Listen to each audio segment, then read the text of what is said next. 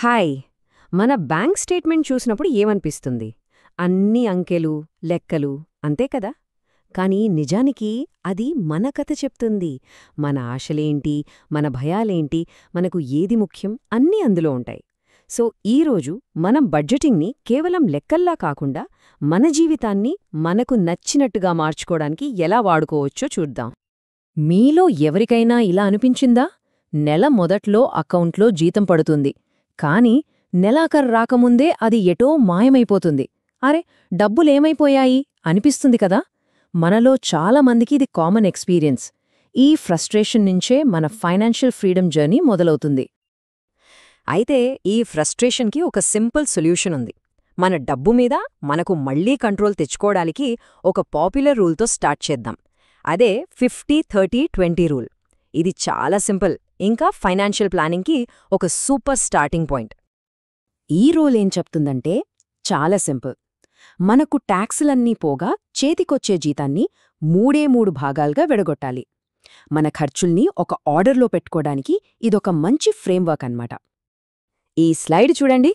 ఈ రూల్ ఎంత సింపుల్గా ఉందో. మన డబ్బుని 3 ముక్కలు చేస్తున్నాం, అంతే. 50% మన అవసరాలకు అంటే నీడ్స్కి, 30% మన కోరికలకు అంటే వాంట్స్కి, ఇక మిగిలిన 20% మన ఫ్యూచర్ గోల్స్, సేవింగ్స్కి. సరే, ఇంతకీ ఈ నీడ్స్, వాంట్స్ అంటే ఏంటి? వాటి మధ్య తేడా ఏంటో క్లియర్గా చూద్దాం. ఫస్ట్, నీడ్స్ అంటే మనం బ్రతకడానికి ఇవి ఖచ్చితంగా కావాలి. ఇంటి రెంట్, కిరాణా సరుకులు, కరెంటు బిల్లులు ఇవి లేకపోతే మన లైఫ్ కష్టం. తరువాత వాంట్స్, ఇవి మన లైఫ్ని ఇంకా హ్యాపీగా, ఇంట్రెస్టింగ్గా మార్చేవి.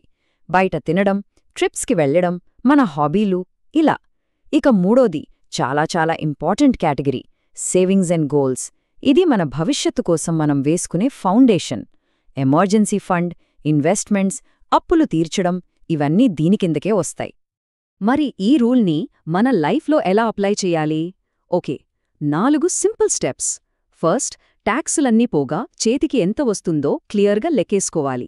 సెకండ్, మన ఖర్చులన్నింటినీ ట్రాక్ చేసి వాటిని నీడ్స్, వాంట్స్, సేవింగ్స్ అని విడగొట్టాలి. థర్డ్, మన ఖర్చుల్ని ఈ రూల్కి తగ్గట్టుగా కేటాయించాలి. ఇక లాస్ట్ స్టెప్, మన ఖర్చుల్ని ఈ గోల్స్కి సరిపోయేలా అడ్జస్ట్ చేసుకోవాలి. ఇక్కడే అసలు మ్యాజిక్ ఉంది.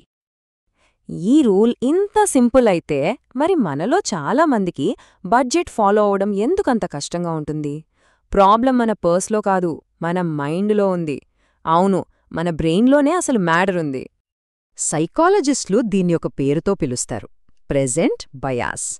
వినడానికి ఏదో పెద్ద పదంలా ఉన్నా దీని అర్థం చాలా సింపుల్.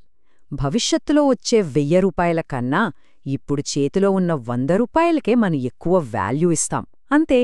మన బడ్జెటింగ్ సమస్యలన్నింటికీ మూలకారణం ఇదే. అంటే మనలో ఇద్దరు ఉంటారన్నమాట. ఒకరు ఫ్యూచర్ సెల్ఫ్. ఆ వ్యక్తికి పెద్ద పెద్ద కలలుంటాయి. ఇల్లు కట్టాలి, రిటైర్మెంట్ ప్లాన్ చేసుకోవాలి, ఫారెన్ ట్రిప్స్ వెళ్ళాలి, ఇలా. ఇంకొకరున్నారు ప్రెజెంట్ సెల్ఫ్. ఈ వ్యక్తికి అప్పటికప్పుడు ఆనందం కావాలి. వేడివేడి పిజ్జా, కొత్త డ్రెస్, లేటెస్ట్ ఫోన్, ఇలా. బడ్జెటింగ్ అంటే ఏంటో తెలుసా? ఈ ఇద్దరి మధ్య జరిగే ఫైట్లో మన ఫ్యూచర్ సెల్ఫ్ని గెలిపించడమే.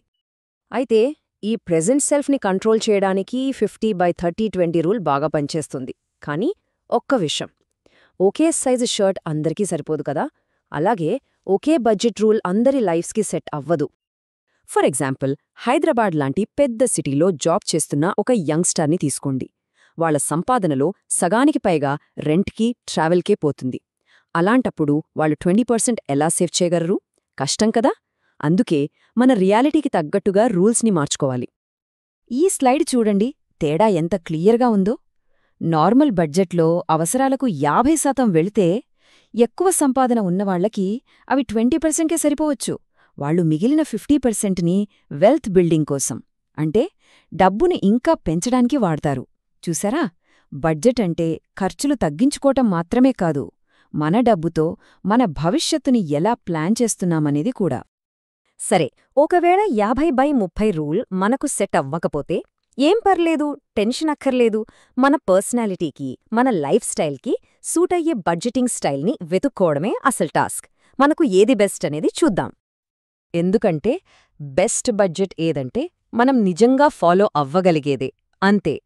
పేపర్ మీద సూపర్ అనిపిచ్చి ఒక్క వారం కూడా ఫాలో అవ్వలేని బడ్జెట్ వేస్ట్. సరే, ఇప్పుడు ఇంకో పాపులర్ స్టైల్ గురించి చూద్దాం. 50-30-20 రూల్ని ఒక రోడ్ మ్యాప్ అనుకుంటే, ఈ జీరో బేస్డ్ బడ్జెటింగ్ అనేది ఒక గూగుల్ మ్యాప్స్ లాంటిది. అంటే ప్రతి ఒక్క రూపాయికి మనం ఒక జాబ్ ఇవ్వాలి. నెల మొదట్లోనే ఈ రూపాయి రెంట్కి, ఈ రూపాయి పెట్రోల్కి, ఈ రూపాయి సేవింగ్స్కి, ఇలా ప్రతి పైసాకి లెక్క చెప్పాలి. దీనివల్ల మనకు డబ్బుపై ఫుల్ కంట్రోల్ వస్తుంది. కానీ ఇది కొంచెం టైం తీసుకుంటుంది, చాలా డిసిప్లిన్ కావాలి. సో మీకు మ్యాప్ కావాలో జీపీఎస్ కావాలో మీరే డిసైడ్ చేసుకోవాలి. సో ఫైనల్గా మనం గుర్తుపెట్టుకోవాల్సింది ఒక్కటే, బడ్జెటింగ్ అంటే మనల్ని కట్టేసే చైన్స్ కాదు. అది మన కలల ఇంటికి పునాది వేయడానికి వాడే ఒక టూల్. మన డబ్బుతో మన కథను మనమే రాసుకోవాలి. వాల్యూ రీసెర్చ్ వాళ్ళు చెప్పిన ఈ మాట చూడండి. మీ బడ్జెట్ మీ రియాలిటీని చూపించాలి. 50-30-20 రూల్ని ఒక గైడ్గా వాడుకోండి, కానీ దాన్ని మీ అవసరాలకు తగ్గట్టు మార్చుకోవడానికి అస్సలు ఆలోచించకండి. ఎంత మంచి మాట కదా! కాబట్టి గుర్తుపెట్టుకోండి, బడ్జెటింగ్ అంటే సింపుల్గా మీ ఖర్చుల్ని మీ విలువలతో, మీ గోల్స్తో కనెక్ట్ చేయడం. మీ డబ్బు ఎక్కడికి వెళ్లాలో మీరే చెప్పడం. ఇది సాధికారతకు ఒక సాధనం. డబ్బు మనల్ని కంట్రోల్ చేయడం కాదు, మనమే మన డబ్బుకి బాస్ అవ్వాలి. మీ బడ్జెట్ వెறுం అంకెలు కాదు, అది మీ కథ. మరి మీ డబ్బు మీ గురించి ఏ కథ చెప్పాలనుకుంటున్నారు? మీరు కట్టబోయే ఇంటి కథ, మీరు చూడబోయే ప్రపంచం కథ, లేక మీరు సహాయం చేయబోయే వాళ్ల కథ? ఆ కథకు మీరే రచయిత.